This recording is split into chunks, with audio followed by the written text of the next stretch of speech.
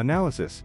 Fifth day of the war between Israel, USA and Iran. Iran's main problem, which Iranian air defense systems may still remain effective in combat under conditions of air superiority by U.S. and Israeli air forces. Iranian air defense today is prevented from deploying and operating in a sustained manner, given the de facto control of the air situation by manned and unmanned tactical aircraft of the U.S. Air Force, Navy and the Israeli Air Force. Most air defense systems of medium and long range, which depend on detection, illumination and guidance radars, including Arman 7 Khordad, S300 PMU-2, Bavar 373, 15th Khordad and others, were compromised and had their positions revealed by their own radiation emissions on the first day. Their operation is detected by U.S. signals intelligence aircraft such as the RC-135V rivet joint, as well as by radar warning receivers on board F-15Es, F-35s and F-180Fs. Once the positions are identified, they are struck with anti-radiation missiles,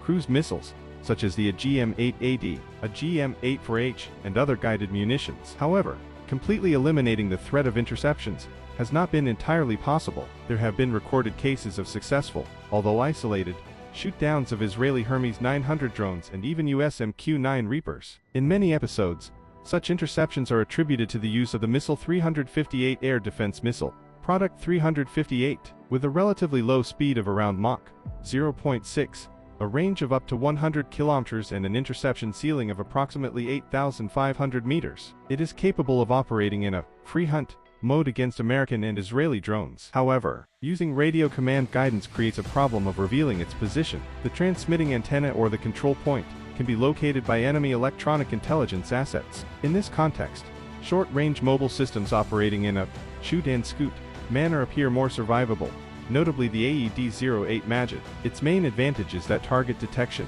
and tracking are carried out through an electro-optical channel, including thermal imaging, not radar. Consequently, such systems are significantly harder to detect based on emissions, and airborne radar warning receivers on American and Israeli aircraft are practically useless against them. The AED-08 missiles have an infrared seeker, a declared range of about 8 kilometers, an interception altitude of up to 6 kilometers and a speed of about Mach 2. There is a version suggesting that a Majid may have been involved in the interception of a Tomahawk-type cruise missile. Iran may also have a certain stock of missiles. Iran may also have a certain stock of R-73 and R-27T missiles with infrared seekers, which could be employed from mobile ground platforms equipped with thermal imaging targeting systems. It is known that such improvised air defense systems are in the possession of the Houthis and, in the past, have demonstrated the capability to intercept not only American drones, but also a Saudi F-15S. This specific incident was recorded in 2018. Intensity of Iranian attacks. The intensity of Iranian attacks has progressively decreased, and shows a tactic of initial saturation, followed by a sharp drop in the volume of launches, as Iranian defenses were being degraded. Launch verification, day by day. Ballistic missiles. Against bases in Israel and the Gulf. Day 1, 350 launches, the largest ballistic attack in modern history. Day 2, 175 launches. Day 3, 120 launches. Day 4, 50 launches. Day 5, 40 launches recorded so far. Drone swarms. Iran used low-cost drones to try to overload air defense systems, such as Iron Dome and Patriot. Day 1, 290 for drones. Day 2, 541 drones, the peak of drone usage, focusing on multiple simultaneous targets. Day 3, 200 drones. Day 4, 85 drones. Day 5, 45 drones reported today. Reasons for the reduction in attacks. The sharp reduction from the third day occurs due to two main factors. 1. Neutralization of launchers. Airstrikes by the U.S. and Israel destroyed a significant portion of Iran's mobile launch ramps and underground silos. 2. Stockpile shortage. Iran appears to be rationing its more precise and advanced missiles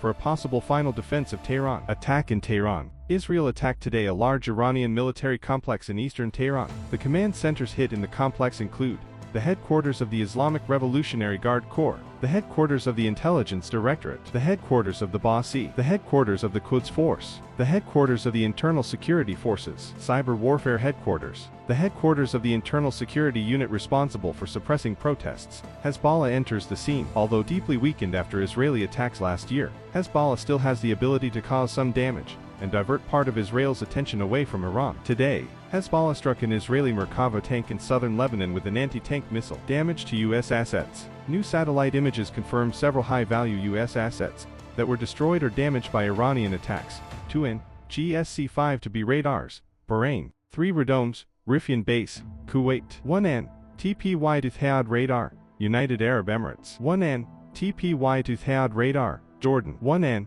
FPS-13 to Radar, Qatar. More than 8 buildings, structures related to satellite communications infrastructure, Kuwait. 1 location near a radome possibly being an N, TPY to radar hit at Prince Sultan Air Base, Saudi Arabia. What is the objective of Iran's enemies? To control the stockpile of uranium that Iran hides in Isfahan and open the way for regime change through internal and external collapse. This seems very difficult to occur in the short term, but as we saw in Syria, if a country becomes a failed state, the population itself may rebel, causing the much-desired regime change that Israel and the Anglo-Saxons seek. U.S. and Israeli attacks deliberately target Kurdish regions of Iran, border posts, police stations, military bases. The CIA is already arming Kurdish forces for a revolt. Now, airstrikes are opening the way for thousands of Kurdish fighters, from Iraq to enter western Iran. They are engineering a civil war inside Iran. Energy impact. Qatar is expected to completely halt natural gas liquefaction today. The resumption of natural gas liquefaction after a complete shutdown would take 2 weeks. After resuming activities,